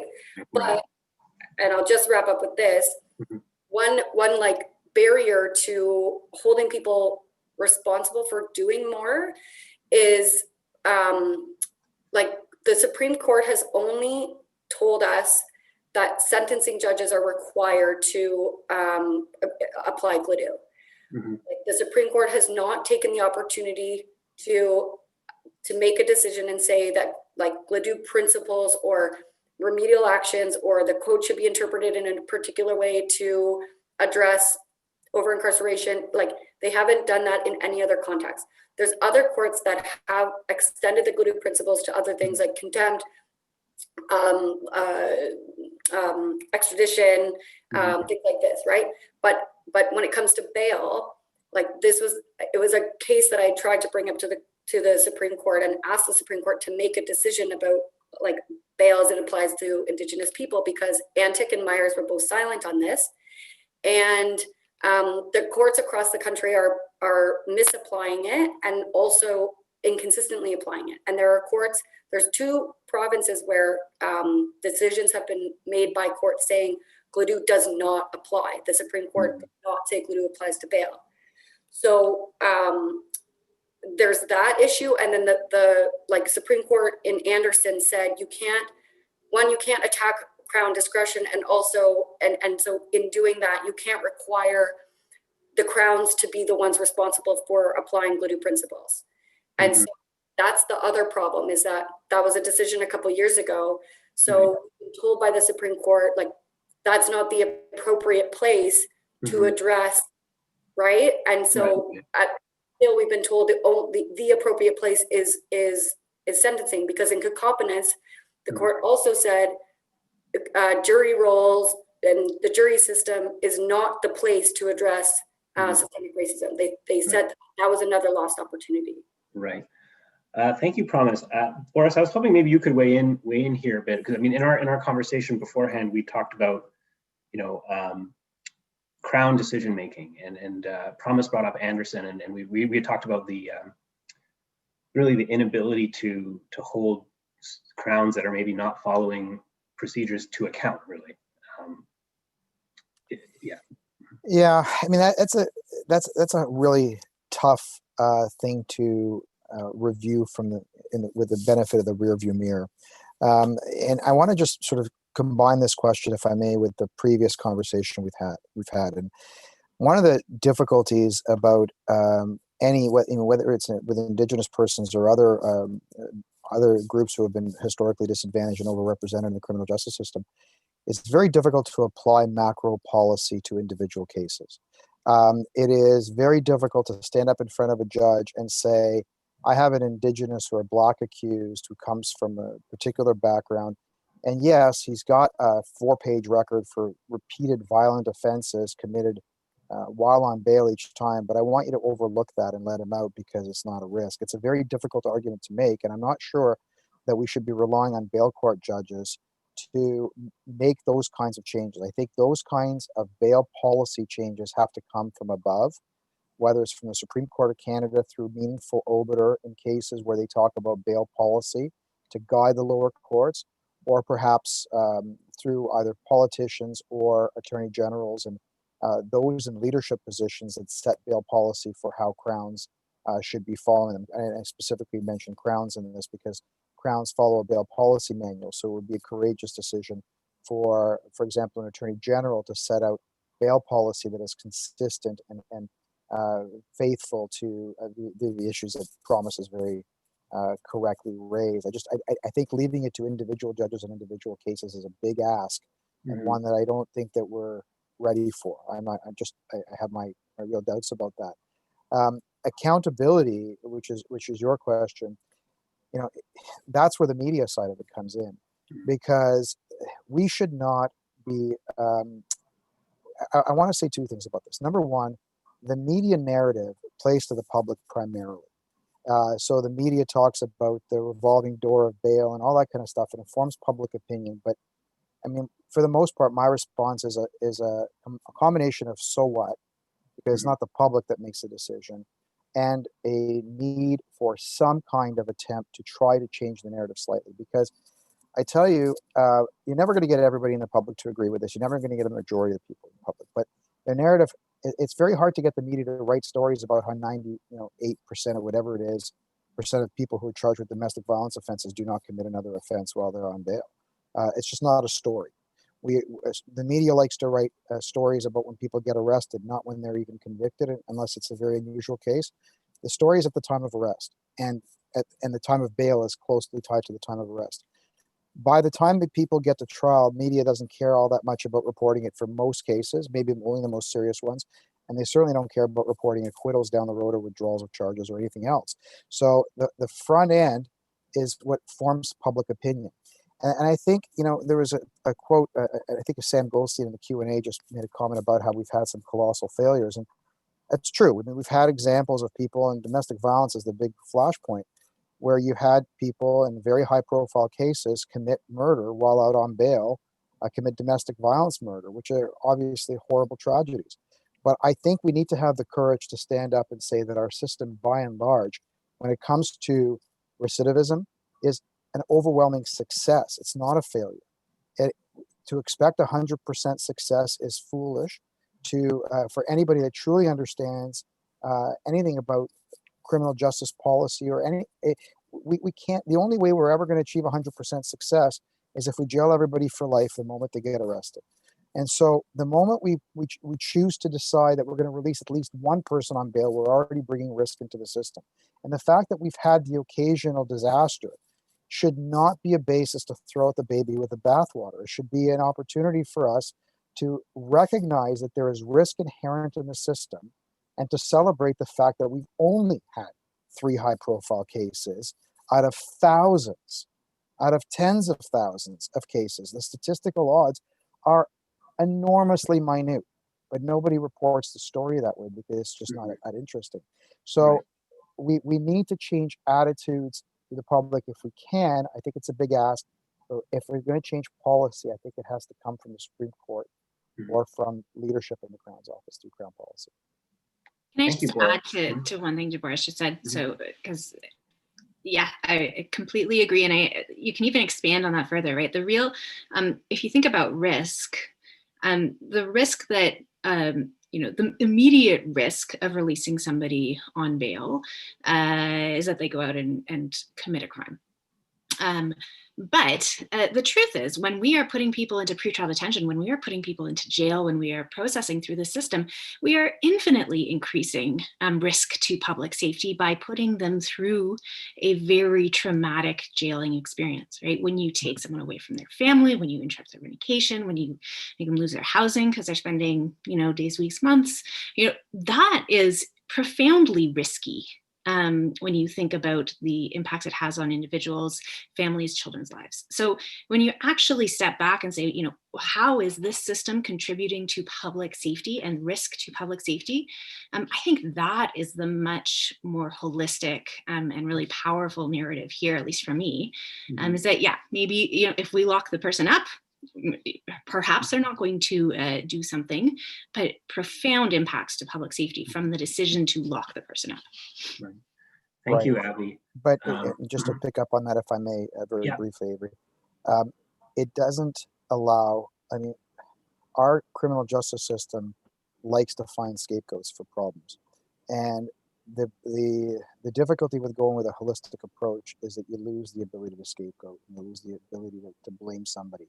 So when Crowns take risk-averse positions, they do that because they don't want to be on the receiving end of some criticism because something went wrong or unexpectedly and horribly wrong. And while I do not favor, I don't want to introduce a new area, and I don't favor algorithmic solutions to bail for many other reasons, the one advantage that it would have is that it would shield the decision maker from having to be scapegoated if something went wrong. And that is perhaps the only good thing about that if it was ever introduced. So unfortunately, the way that our criminal justice works together with the public reporting on it by the mainstream media, and I'm going to get into social media, that creates risk aversion because they don't want to do something that will then end up with blowback. And I don't know how we change the narrative, but we need to try to find some steps to do that. Right. Thank you, Boris. Sorry. Yeah, I jump in there, I promise. Yeah. So on the topic of Crowns and people not wanting to make decisions so they're not the scapegoat, I do think that we're entering an era where I would like to see more Crowns stepping up and making bolder decisions. I think aside from, I totally understand when it's in a domestic situation where nobody wants to be the person to release the person who goes out and murders their partner. I understand that. Setting those incidences aside, I think too often Crowns take a position to seek detention or oppose release because it's a safe bet, but it it's not like it's going to cause any particular harm if the person is released. I think in a lot of cases, Crowns know that if it goes to a hearing, the person's going to get released, but to protect themselves or to make a right decision that's going to get them hired back again, like I see often Crowns are doing this, and this clogs up bail courts because then we have to wait 4 or 5 days for a bail hearing. And in other cases, Crowns will say, well, I'll release your guy to a surety, but if not, then we're seeking the detention. And that's actually not accurate. If you think the person's releasable, then they're releasable. But then the Crowns are coming to the bail court and they're saying like, we're opposing release, but actually they're not opposing release. They actually think the person is releasable, but they want us to meet them on their terms, which aren't necessary. So then you have like somebody who's actually releasable now going to wait like more days to get a hearing. And I think in those cases, like Crowns should be doing more to acknowledge the real issues that we have going on and their role in the justice system, and to like do a little bit more to minimize the harm. Like, really, I think that like I'm calling on Crowns to do a little bit more. Right. Thank you, Promise. Okay, so I wanted to just pivot angles a little bit. I think this is actually a natural extension of this theme, though. So in 2019 December, Cheryl Webster and Anthony Doob published an article in Policy Options about the success of the Youth Criminal Justice Act. So in the early 2010s, there's a major overhaul of the Youth Criminal Justice Act. And several of the panelists, specifically Jacqueline's done a lot of work now, or John Howard has done work on youth bail, looking into that. And I think just to kind of preface it for the audience, the YCGA, to my understanding, removed the certain kinds of discretion that we'd be talking about. So they would have made it, the principles of the YCGA is kind of like an ethic of care, right? Like right now we have this in the bail system, concerns around risk, right? But if you kind of transition to a culture of like care and understanding that these people are all growing people, you know, we treat youth very differently, and that a lot of these lessons could be applied to the adult bail system through similar legislation. Jacqueline, I was wondering if you could weigh in on that view. Yeah, absolutely. So, so as Avery mentioned or alluded, we've been working on a youth bail report now for some time, which will be coming out really soon, actually. So we've had a ton of youth data from corrections as well as Attorney General that we've been looking at, and also studying the successes of the YCJA. And I think the bottom line is that the YCJA has been a resounding success in terms of reducing what were some of the highest rates of youth incarceration in the world down to, much lower levels today. There are still, I think, not to give away our report, but like our findings will basically show that while there are still differential impacts and benefits, and there's certain populations who have benefited more from the impacts of the YCJA, like racialized populations have not benefited as much as others. Overall, the tone and the reset, as Abby sort of mentioned in her opening remarks around what the YCJA did for youth justice and youth incarceration, is something that I think is what advocates were hoping for in terms of what Bill C-75 was going to do. So basically, looking at the legislation, starting over and basically putting restraint as like the guiding principle, restraint in the use of incarceration. So, I mean, I guess I would just say that I think there are lessons to be gleaned, a lot of lessons to be gleaned from the YCJA and the successes it has had, and that could be applied on the adult side. The one thing I would say, and it's sort of picking up on themes earlier too, on the youth side of things, when it comes to remand pretrial detention, in the youth system, young people are not supposed to be detained pretrial for welfare reasons. And so what you hear anecdotally oftentimes in youth bail stage is that it might take a few days for youth to be released because even though they are, quote, releasable, or they're deemed to be safe to be released, they might not have suitable home arrangements. They can't go back home. It's not safe. And so, the Crown or the courts will hold that person until suitable arrangements can be found. And I think the analogy, and I guess my point is I have some sympathy for Crowns, both on the youth and the adult side, in the sense that so many of the people who are incarcerated and cycling in and out of our courts, both at the youth and adult stage, they have so many challenges. We know, like the John Howard Societies, we're serving these clients every day. They have such complex needs. Most of them are presenting with, concurrent disorders, if not just substance use issues. And so I think in some cases, courts are, if the person has been detained by police and they're seeing this individual and they're saying this person has no fixed address, in some ways I understand why Crowns or courts will want to satisfy themselves that at least this person has some sort of like plan so that they can, if they need to proceed through the bail process. But on the flip side, I guess my argument would be, to me, this speaks to the need for just upstream solutions. So these people need not be detained in the first place, right? So ultimately, I think if we're talking about global solutions and holistic looks at bail, both for youth and adult side, I think we need to look at why are these people coming into repeat contact with the justice system to begin with? Because if we're trying to fix these people's social problems at the criminal justice stage through, plans of care and things like that, like it's not going to happen. And so we need better housing, we need better upstream solutions, and we need better diversion at the police stage and more guidance for police in terms of releasing people so that they're not being held for bail hearing because they have no place to go, because they need mental health supports and they're concerned about attendance of court and things like that. Great, thanks, Jacqueline. Sorry, Abby, do you want to jump in there? Sorry, I saw you wrote me a message, but I couldn't read it yet. Yeah, just okay. Jump in there. Yeah. I was just telling Avery that there's really great questions in the Q&A. And I have so many things to say about them. So, and I imagine our other panelists do as well. Yeah. But I just choose, I think there was an early on question about the role of defense counsel. We've talked quite a bit about Crowns, some about judiciary. So I think defense counsel have an enormous opportunity. Boris definitely has had an enormous impact on bail and thinking about systemic ways to challenge what bail looks like through litigation. A lot of this does in many areas across the country come down to duty counsel, who are there day in, day out in the grind. Like, man, that is a really, really hard job in many ways.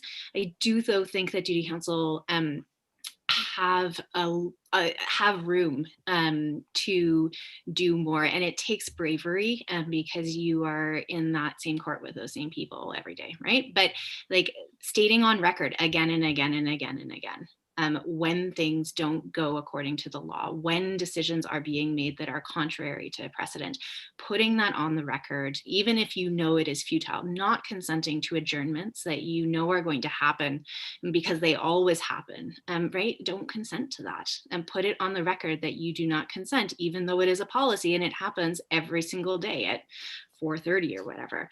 And then defense counsel need to look at the records of how their clients were treated in the bail process. When they are looking at how to proceed with cases, it is, I think, easy to overlook. It is a pain to get transcripts. Oftentimes accused are not going to know how they were treated in the bail process, because who on earth can decipher that out? And lots of time counsel weren't there, right? So it is difficult, but I think there are all kinds of remedies and really powerful litigation tools if we just start looking a little bit more carefully. And it does, I acknowledge that it is hard, but you need to do the bail reviews, you need to put stuff on record, and then you need to pursue remedies for clients repeatedly. And I think defense counsel can absolutely do that. Thanks, Abby. Does anyone else want to weigh in on that one? No? Well, I agree. Yeah. I mean, I've done it, and I agree. And all I'll say, I mean, there are two different things here. One, for duty counsel, absolutely, it takes courage, and it's easy for me to say sitting in a different room than you are, but it's something that I'm hoping everybody can do. It is. After all, you're there to protect the accused, and 99% of the time, duty counsel are very conscious of that. They really are doing what they can to protect the accused. But there are times when duty counsel do things out of convenience and try to help the court. And if you have to choose between helping the court and helping the accused, you should choose to help the accused. So that's the one that is hard. With private counsel, those that want to pursue remedies, it's something that most lawyers rarely look at. But I caution you that if you're going to do it, you've got to get a good record. The whole key from the history of the litigation when it comes to these bail issues is if you don't have a good record, you're going to fail. And getting a good record put together is not easy. It's time consuming, and you better, the expression in for a penny, in for a pound. You got to be ready to be in for a pound. So it can be very rewarding. It's very eye-opening, but if you're going to do it right. Right. Thanks, Boris. I wanted to take one more audience question here. Sorry, not one more, but another audience question. Okay, so police are the gatekeepers of the bail process in Ontario. We don't have extensive charge screening. We have a few embedded grounds, but unlike Quebec and BC, we don't have charge screening. So this anonymous attendee is asking, what efforts have been done to reforming the approach to bail by police, given that they open the door to bail court. I mean, my understanding in some conversations with you, with the panelists, was that police have been releasing more people, but I'm sure there are still quite a few challenges that remain. Someone want to speak to that? I can take a short stab at it. Part of it is part of it's been fixed because there were undoubtedly some of the reasons why people were being held was because of the old system with warrants being endorsed or not being endorsed appropriately, and that has now been fixed through practices and through some legislative change. So that should no longer be an impediment for people being held. Really, it starts with the police at the top of the food chain. So those police officers at the top have to send the message loudly and clearly to the rank and file that they will be supported if they make a decision that ends badly, because that's always the big fear. So if police officers will know that their bosses will have their backs, then I think they'll be empowered to make the right decision. And what we've also seen through the pandemic is strong messages from the top will get results, because there has been absolutely clear direction from the leadership of the various police forces, at least in Ontario, to encourage officers to release, to get the people out, and that's led to noticeable results. So it really has to start at the top. I don't know that there's much more that you can do. If you're defense counsel, I suppose one of the things you can do is send emails to protect the record to the accused. So if you're a private counsel and you get information that your client's been arrested, and you're dealing with an officer, and they're contemplating releasing or not releasing, send an email. And if there's no good reason that you can think of for this person to be held for a bail hearing, put it in writing and make it clear that you believe, and maybe that will have some minimal impact on the police officer. I know it has in a couple of cases I've done, to actually convince them to let the people out, whether it's because they're worried that I'm using this to paper the matter, which I am, for potential future litigation, or whether it's just because I've managed to convince them through my written advocacy. Either way, sometimes that's worth an effort, and it's worked a couple times, not always, but that may be something you might think about. Thanks, Boris. Does anyone else want to weigh in on police behavior and practices? Just to say that it's all tied with the larger, really great ongoing conversations we have about defunding the police, detasking the police, abolishing, basically getting people out of the criminal justice system and into other more effective types of emergency responses and supports, right? So that's the same conversation.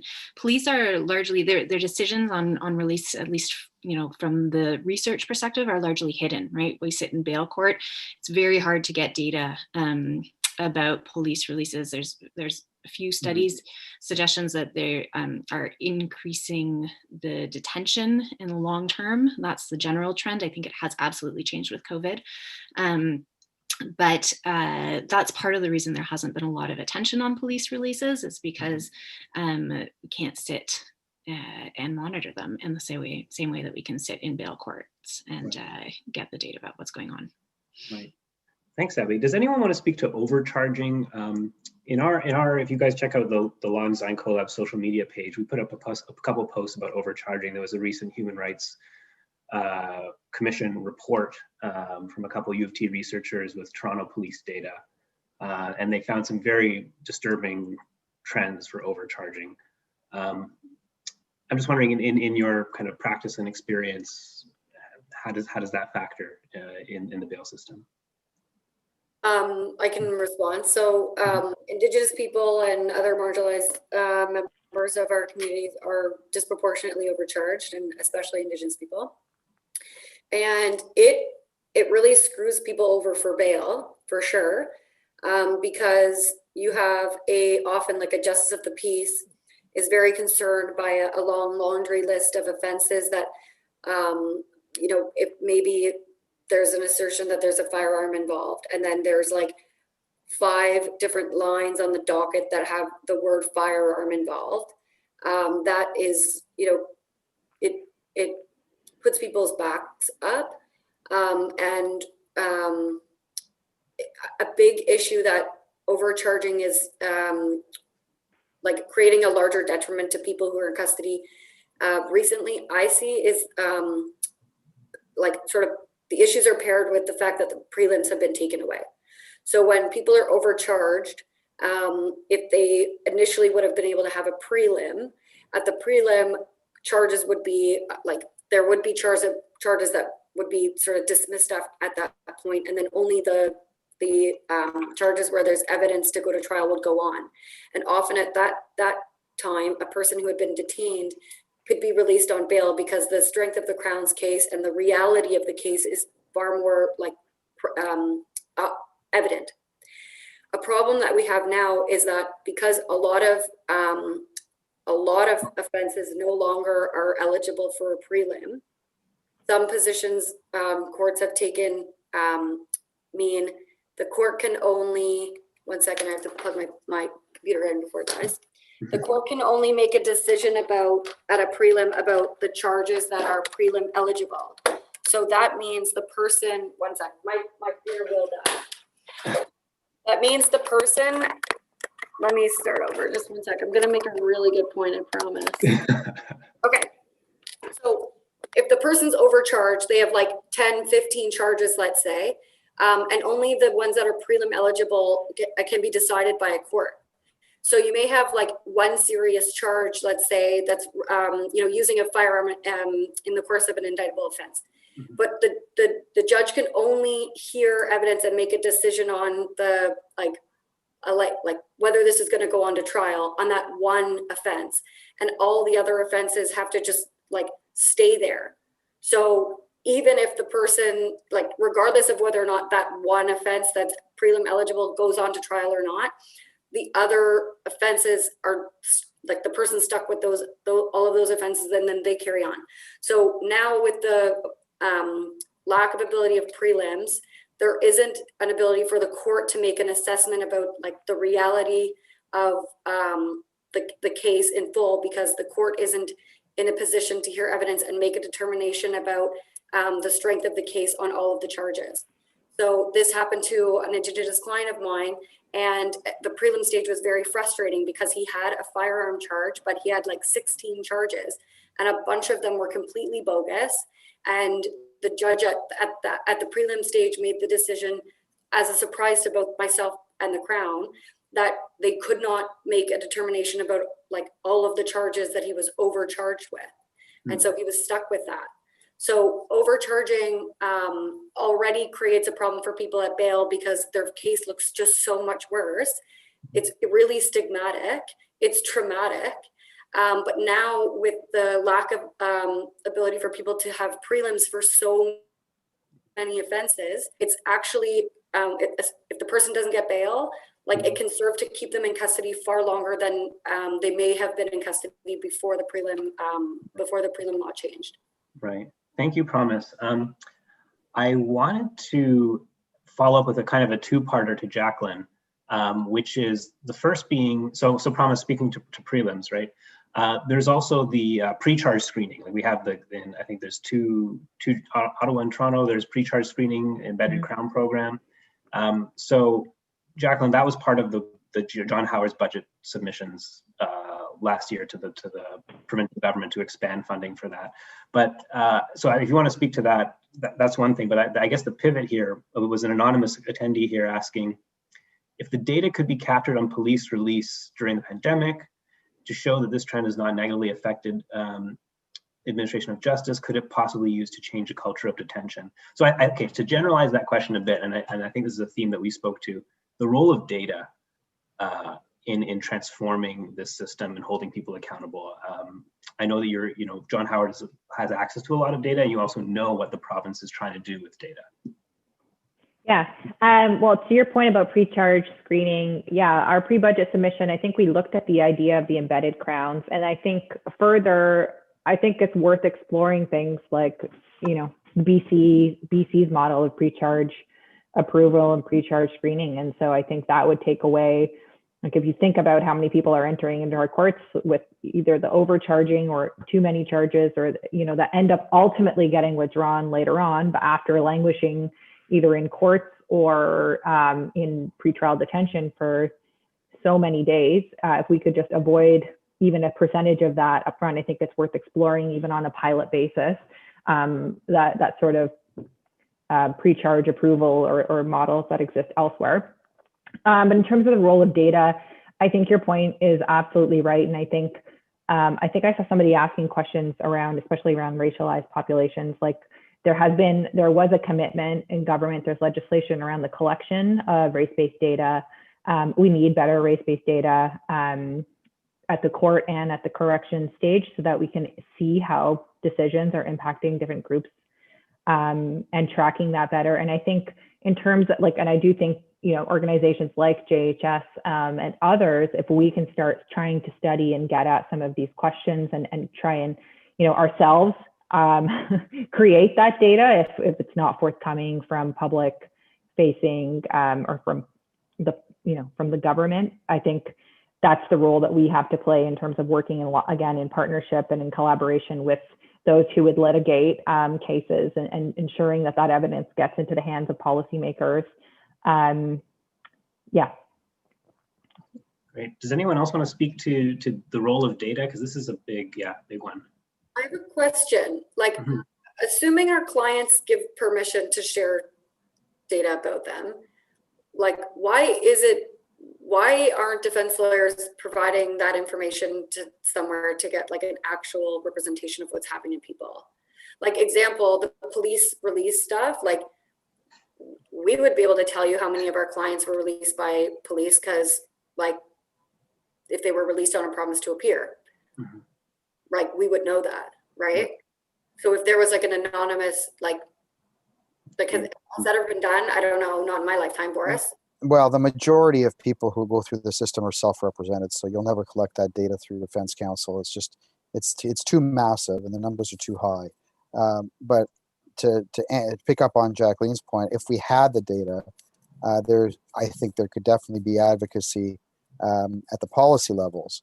And frankly, I think that is the kind of thing that could be used to convince the people who make those decisions on policy to change the policy. If you can show the police that they can save, forget about doing what's right. I mean, maybe I'm a little bit too old and naive, or not naive, but maybe I'm too old and been through too many windmill tilting exercises that for me, if you're trying to appeal for them to do the right thing, that's got a much lower chance of success than if you're trying to appeal to them to save a lot of money.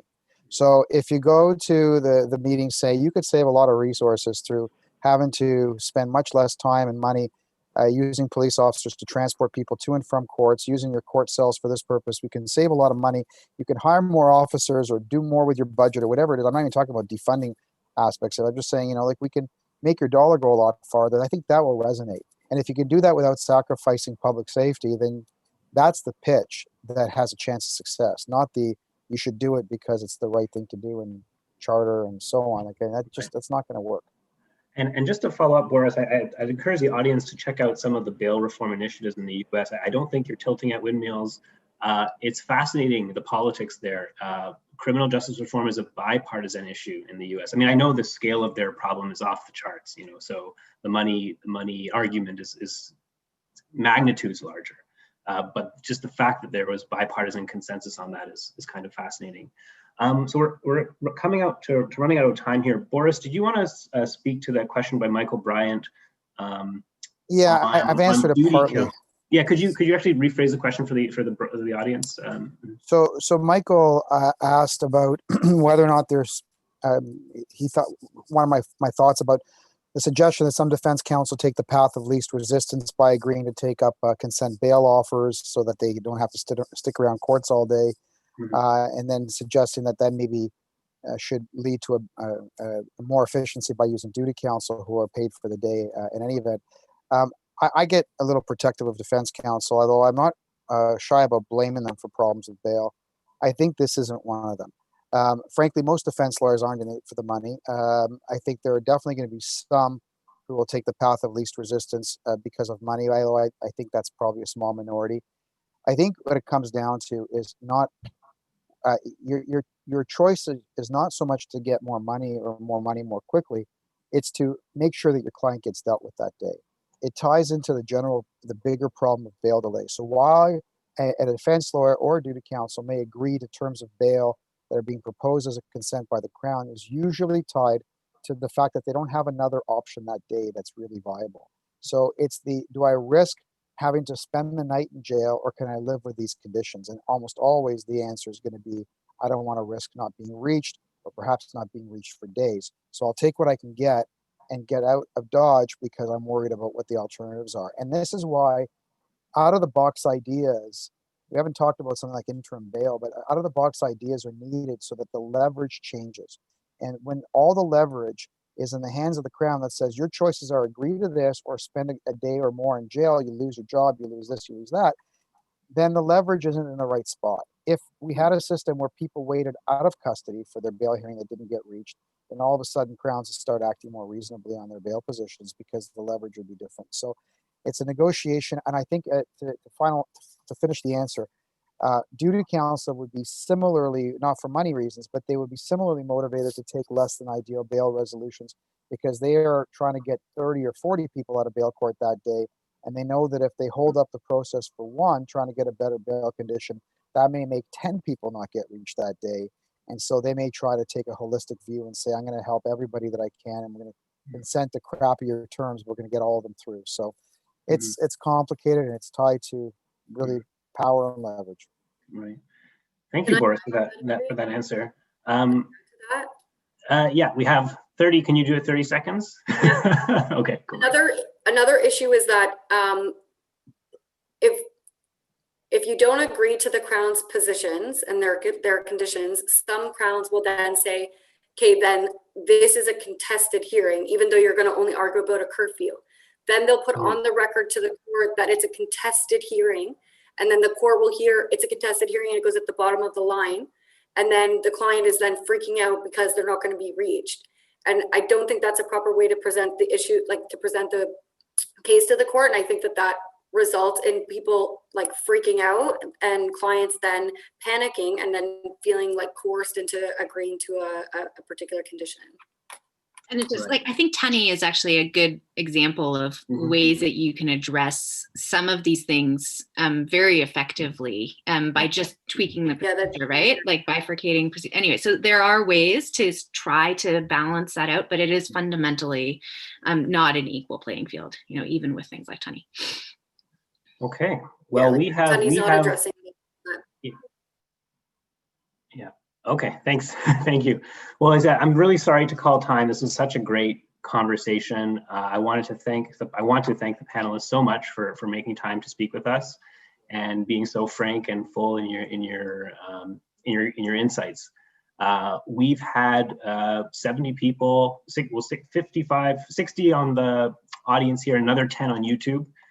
Stay throughout this entire conversation. So I want to thank the audience so much for... Yeah, and they ask a lot of questions as well. So yeah, our very engaged audience. And please check out our website, unlockbailreform.ca.